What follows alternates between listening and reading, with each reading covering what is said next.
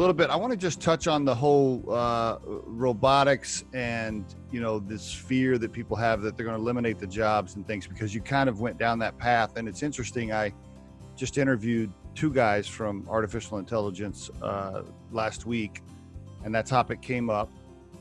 Can you just talk a little bit about that? Because I feel your passion, and I can already tell that maybe somebody's challenged you on it, because you're already saying, hey, look, man, I'm going to build stuff to help you. I'm not building stuff to replace you. This is going to help you.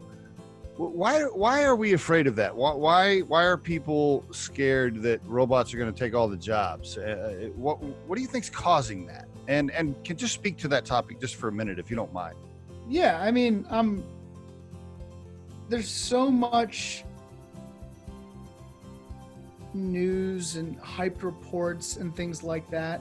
Right. I mean, I wish I had a crystal ball, and if I had it, first I'd buy a lottery ticket, then I'd put some wagers in Vegas, and then I'd predict the economic future of the world. But I don't have that, but what I can fairly confidently predict that automation will significantly impact the workforce. It would be naive to think there's not going to be a change.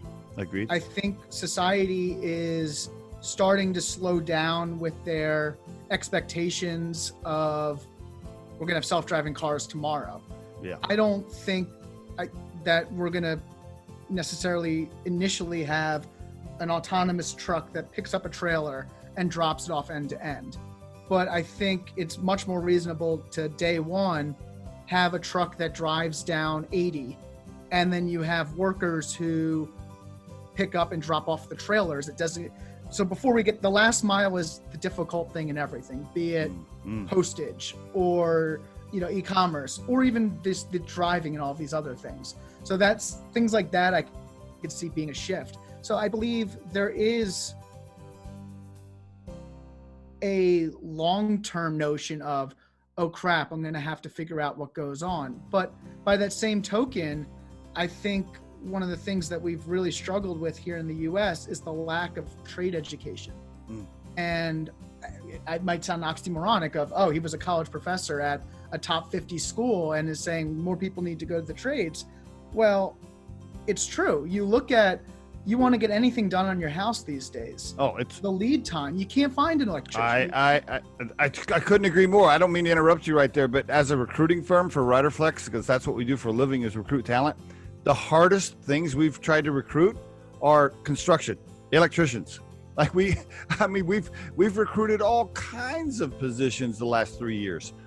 The one that we had trouble with is when somebody said, hey, can you find me an electrician? It was almost impossible, to your point. Sorry. I appreciate the confirmation there. Yeah. And those are the jobs that automation is going to have so much trouble replacing for so long.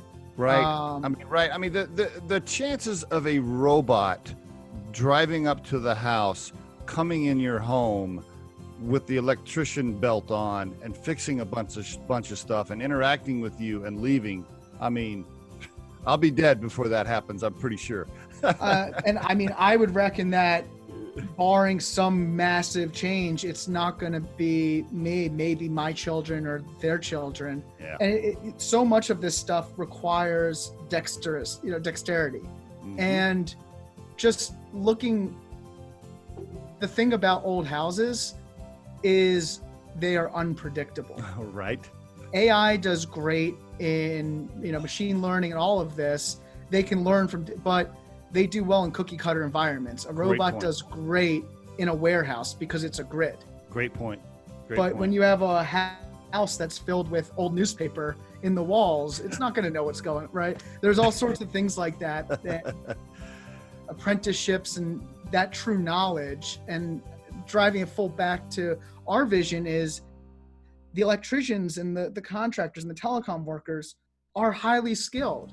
They have expertise that they've learned on the field and through their mentorship and their time there. And that can't be replaced anytime soon, at least. Yeah. The Riderflex podcast features entrepreneurs, business executives, and the stories behind how they got there, as well as daily tips on career advice and job interviews. Our show can be heard just about anywhere these days, but you can visit Riderflex.com and click on the podcast page to hear all the previous episodes and learn more about the recruiting and consulting services we provide. Contact us at the email address info@riderflex.com or 888-964-5876. Thanks so much for listening, and if you enjoy our show, please be sure to subscribe to our channel and like the episodes.